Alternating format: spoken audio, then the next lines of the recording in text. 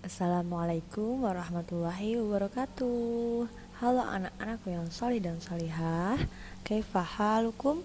Semoga selalu sehat dan tetap semangat belajar. Oke, sebelum kita memulai pelajaran bahasa Arab, hendaklah membaca doa sebelum belajar terlebih dahulu. Pada pelajaran bahasa Arab kali ini, kita akan membahas tentang ilmu nahwu. Silahkan disimak ya. Sebelum kita belajar ke penyusunan kalimat, ada kalanya kita harus tahu terlebih dahulu sejarah ilmu nahwu itu sendiri.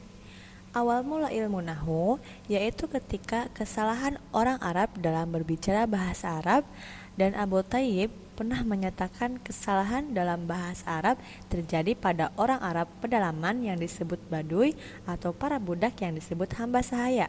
Abu Bakar juga pernah berkata bahwasanya ia lebih senang mendengar orang yang membaca meskipun salah daripada orang yang salah dalam gramatikal. Umar bin Khattab juga terkadang merasa marah kepada orang yang ia jumpai yang berbahasa Arab dengan tata bahasa yang salah. Umar pernah berkata, "Demi Allah, kesalahan kalian dalam berbahasa lebih bahaya bagi diriku daripada kalian salah dalam memanah." Ibnu Qutaibah juga pernah mendengar orang Arab Baduy yang azan dan menasabkan fathah pada lafaz Muhammad Rasulullah menjadi Muhammad Rasulullah, dan istilah kebiasaan orang Arab yang salah dalam berbicara bahasa Arab disebut Arab al-Lahan. Kebanyakan para ulama sepakat yang menyusun ilmu nahwu pertama kali ialah Abul Aswad Ad-Dauli, yaitu pada tahun 67 Hijriah, dari golongan Bani Kinanah atas perintah Khalifah Ali bin Abi Thalib radhiyallahu anhu. Kisah ketika Abul Aswad Ad-Dauli datang menemui putrinya di Basrah, yaitu Irak, daerah di luar Jazirah Arab. Ketika putrinya menyapa Abul Aswad dengan pengucapan bahasa Arab yang salah dalam suatu lafalnya, dan juga Abul Aswad menemukan kesalahan-kesalahan berbahasa pada orang-orang Irak. Abul Aswad kemudian mengadu kepada Khalifah Ali dan menyatakan perihal putrinya dan orang-orang Irak yang salah dalam berbahasa Arab, dan meminta kepada Khalifah untuk membuatkan sebuah ilmu tentang tata bahasa Arab. Nah, seperti itulah kira-kira sejarah singkat adanya ilmu nahwu. Untuk selanjutnya kita akan memulai pembahasan tentang penyusunan kalimat. Tolong diperhatikan ya anak-anakku. Setelah kita mengetahui sejarah singkat ilmu nahwu itu sendiri, untuk selanjutnya kita akan ke pembahasan inti kita, yaitu tentang jumlah mufidah. Jadi kali ini kita akan membahas tentang jumlah mufidah. Sebelum kita ke pengertiannya, tolong dilihat dulu ke layar kalian. Kita akan melihat contohnya terlebih dahulu. Lihat al-amsilatu. Yang pertama ada al-bustanu jamilun. Al-bustanu jamilun. Yang kedua, asyamsu thali'atun. Asyamsu thali'atun. Yang ketiga, syamma aliyun wardatan. Syamma aliyun wardatan. Yang keempat, qatofa Muhammadun zahrotan. Qatofa Muhammadun zahrotan. Yang kelima, ya'ishus samaku fil ma'i. Ya'ishus samaku fil ma'i. Yang keenam, yakthurun nakhilu fi misra. Yakthurun nakhilu fi misra. Nah, di bawahnya dilihat di situ ada masing-masing artinya ya. Yang pertama, al-bustanu jamilun adalah artinya taman itu bagus. Asyamsu thali'atun yang artinya matahari terbit. Yang ketiga, syamma aliyun waradatan yang artinya mencium bunga mawar. Yang keempat, Qatofa Muhammadun zahrotan, yang artinya Muhammad memetik bunga. Yang kelima, ya'ishus samaku fil ma'i, ikan hidup di dalam air. Yang terakhir, yakturun nakhilu fi Misra, yang artinya pohon kurma banyak di Mesir. Setelah melihat contoh tadi, selanjutnya kita akan menuju ke pembahasan. Nah, apabila kita memperhatikan susunan contoh pertama tadi, yaitu Al-Bustanu Jamilun, kita akan mendapatinya tersusun dari dua kata, yaitu Al-Bustanu dan Jamilun.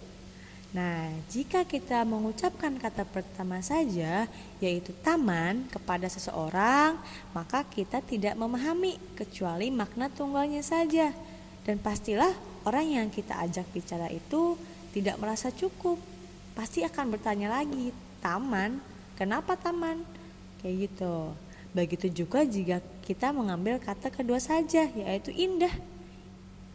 Ya, akan tetapi jika kita merangkai kedua kata tersebut menjadi satu dan kita ucapkan Al-Bustanu Jamilun, maka kita mampu memahaminya dengan makna yang sempurna. Dan kita bisa mengambil faidah dari kalimat itu, yaitu mensifati taman dengan sifat indah. Berarti yang kita bicarakan itu tamannya indah. Jadi jelas, kalimat tersebut menjadi jelas. Ya, oleh karena itu, kalimat seperti ini disebut jumlah mufidah atau kalimat yang berfaidah. Dan setiap kalimat yang tersusun dari dua kata seperti ini, maka ia termasuk ke dalam jumlah mufidah. Begitupun dengan 5 contoh yang lain. Dengan ini, kamu bisa melihat bahwa satu kata saja tidak akan mencukupkan lawan bicara, atau nanti lawan bicara kita itu akan bertanya lagi maksudnya. Nah, oleh karena itu, mestilah suatu kalimat tersusun dari dua kata atau lebih sampai bisa dimengerti maksudnya. Adapun beberapa contoh lain seperti kum, berdirilah, ijlis, duduklah. Nah, secara zohir pasti yang kalian lihat ini hanya satu kata, kan? Akan tetapi ia termasuk ke dalam jumlah mufidah. Kenapa seperti itu? Karena lawan bicara pasti mengerti maksud ucapan ini. Sebenarnya untuk kalimat seperti ini tidak tersusun dari satu kata saja. Akan tetapi di dalam kalimat ini terdiri dari dua kata. Salah satunya yang dilafazkan yaitu kum. Nah, ternyata di dalam kum ini ada satu kalimat lagi yang tidak dilafazkan, yaitu anta. Kum anta itu kalimat aslinya. Ya, kalimat aslinya adalah kum anta. Ya, yang membuat lawan bicara paham meski tidak disebut. Meski antanya ini tidak disebut, tetapi lawan bicara pasti paham. Karena makna dari kata perintah itu ada arti seperti kum, berdirilah kamu, ijlis, duduklah kamu. Jadi kum ini terdiri dari dua kata tersebut, cuma antanya ini tidak dilafazkan. Oke, kita telah sampai kepada bagian akhir dari pelajaran kita, yaitu kaidah. Jadi kaidah ini harus kalian hafalkan ya, harus kalian hafalkan dan pahami. Jadi kaidah yang pertama adalah susunan kata yang memberikan faidah atau pemahaman yang sempurna disebut jumlah mufidah. Jadi jumlah mufidah itu adalah susunan kata yang memberikan faidah atau pemahaman yang sempurna sehingga tidak akan membuat lawan bicara kita itu bertanya-tanya lagi. Dan yang kedua, jumlah mufidah atau kalimat sempurna tersusun dari dua kata atau lebih sampai dapat dipahami maksudnya. Jadi jumlah mufidah kalimat sempurna ini terdiri dari dua kata atau lebih sampai dapat dipahami oleh lawan bicara kita apa maksudnya tersebut. Alhamdulillah, kita telah menyelesaikan pembahasan untuk pelajaran kali ini. Jika ada yang belum dipahami, bisa ditonton ulang video ini atau bisa bertanya langsung kepada ibu nanti. Ya, tetap semangat belajar dan selalu jaga kesehatan kalian. Syukron ala ihtimamikum. Wassalamualaikum warahmatullahi wabarakatuh.